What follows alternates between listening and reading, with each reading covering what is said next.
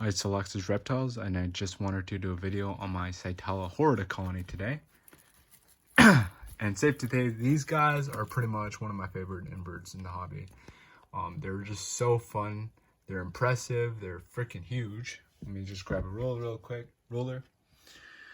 Actually, there's one crawling out. They don't climb, but if the sides get dirty, they could certainly kind of get a grip. Let me show you guys the size of these guys. So here's a ruler, and they are about 2 inches. It's hard to see from this angle, but you could just take my word for it. The adults are at least, and these are adults. There's some subadults here. The ones without the wings are subadults. And there may be some nymphs here, but I've recently moved them all. So I don't have any available at this time, but usually there are a couple nymphs in here. And they're fully communal, which means that you could have them together at all life stages with barely any issues, as long as they're well fed. Some cannibalism does happen here and there, but it's not noticeable at all. Pretty rare, I would say. The main issue that I see people have with these guys is just not getting enough to start out with. They do exponentially better in bigger groups. So just getting 1 or 2 not only is kind of boring because they don't really stay active all that time. If you just have 1 or 2, you're going to be hard pressed to find any activity. But it also means that you won't see a lot of the interactions you would in a larger colony. I would say minimum 10 if you want to start a colony or have a shot at producing your own.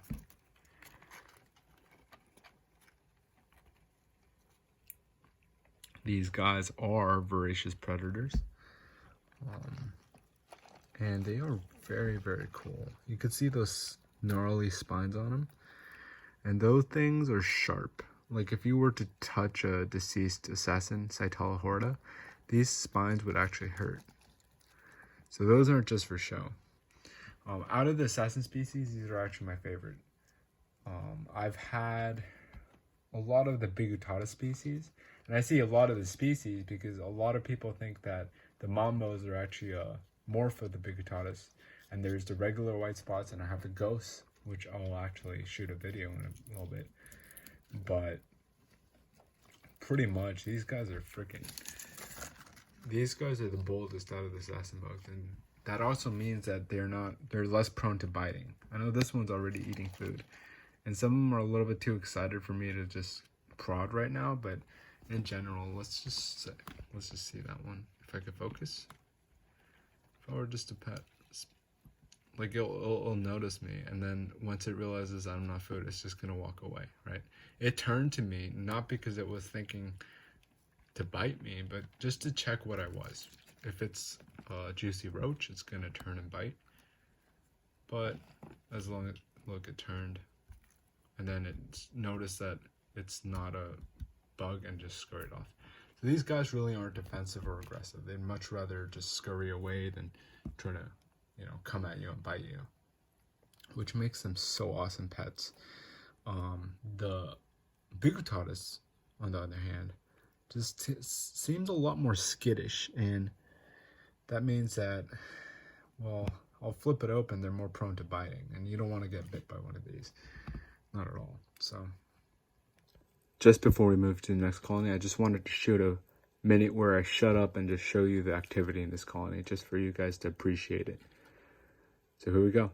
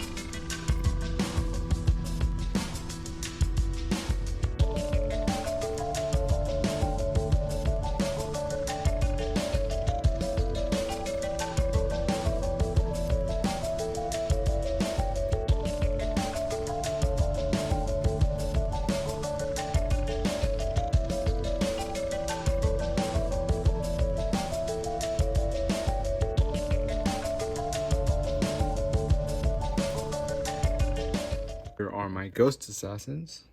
Not as in the species, but the morph. You could see that I put some fruit flies in here for the nymphs, the babies to eat. Because most of them are babies in this colony. But these guys are going to be a little tough to spot. And I'll get into the costs of that later. These guys are a little bit more rare than the Horrida. Horrida themselves are considered pretty uncommon as far as the species go, but these guys are really, really hard to find. And I'm a little bit squeamish around these guys. Sorry about that. So my footage won't be as high quality, but this is what they look like. And why am I squeamish for something that looks so much less, not impressive, intimidating than the Horrida? Well, the simple answer is these guys are more prone to biting in my experience. They're a little bit more skittish, so they just feel like they're in danger more often. You could see that based on like how fast that adult scurried away, as well as how the nymphs are reacting to being exposed. So these guys are very reactive compared to the Horrida. So again, if I were to accidentally grab one, I would be bitten. And what's more, well, these guys are impossible to see. They're ghosts for a reason. You don't see them, and in the spirit of Halloween, they suddenly appear under your hand and they're going to bite you. So, as you could see, that right there, quick and hard to see. And if I were to, grab one of these pieces and accidentally grab one under my hand, I'd feel pain akin to a gunshot wound. Apparently, I've never been bitten before because I'm pretty cautious around my animals and I treat them with respect. But I mean, there are other people that are not so lucky, and apparently it does hurt that bad. Let me actually try to find an adult for you guys to see. But unlike the normal white spot assassin bugs, these guys are completely black and white. Whereas the classic ones, they have they have yellow legs, yellow and black legs on nymphs, and then adults will also do that with the white spots. Whereas these again are totally black and white.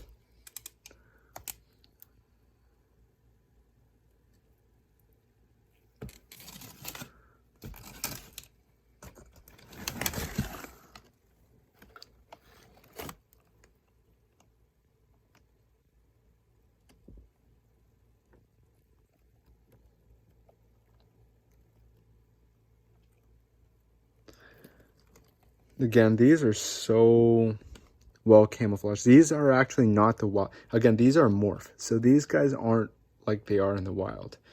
So in the wild, again, they have those warning colorations to warn predators that they are venomous. Or they're not venomous to be as in dangerous, but they are venomous in that they have venom. I'm not aware of anyone dying from these guys, and I would say that they actually cause a lot less deaths than bees. I know that's a huge misconception that some of these animals that we know of, like black widows, are dangerous.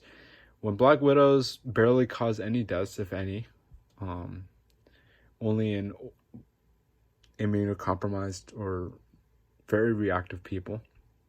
When I say immunocompromised, I'm also mentioning immune activity, which is pretty much what allergic reactions are. Other than that, pretty much no one gets hurt. And again, that's like 2 cases. I'd be surprised if it's even 1 a year. Whereas, again, bees will kill, I think, hundreds per year, if I'm not mistaken. I haven't really looked into the statistics of that, but I do know that they do cause a lot more deaths than these guys. Sorry if I'm not giving quality commentary when I'm dealing with these guys, but I need to be careful, again, not to be bitten. And because they are a little hard to see, it's hard for me to kind of use this camera while I'm moving stuff around, because if I hit the wrong spot, you could imagine that wouldn't be that great. Oh, just wanted to show you a really, really cool thing that I just saw that was out of the view of the camera. But here, this is why these are awesome. Well, first of all, right before it shared its food, that thing soloed a roach about its size. Like, these are voracious predators, and that makes them very entertaining to keep.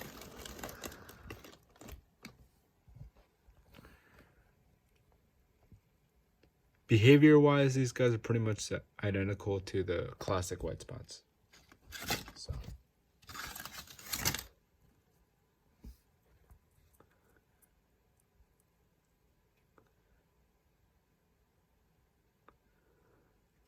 Just really, really cool animals.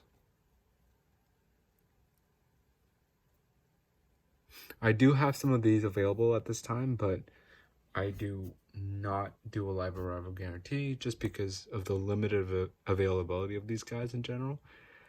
And I only do replacements, I don't do refunds. So the issue is, well, if I don't have any stock to replace with, then I can't give a lag. But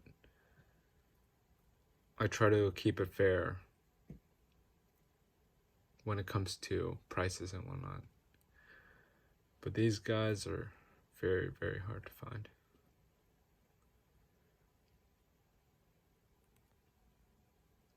Anyways, if you guys enjoyed this video and you like a certain format, let me know in the comments. Don't forget to subscribe and click the notification bell so you guys could see my entire collection. I have hundreds of animals, and I'm gonna shoot some of my mantids that are available next. Maybe you guys are into that. But yeah, I have so many different types of animals. I know my screen name has reptiles in it, and we haven't even gotten to those. These are just bugs, right? And that's pretty much what I'm producing right now, but I do have a lot of reptilian pets. So anyways, that's about it. Hopefully you guys found this video informative. I pretty much try to keep it away from that lecture format, but if you guys do like that, let me know, or just give me some feedback so I know what you guys want. But other than that, I'm out.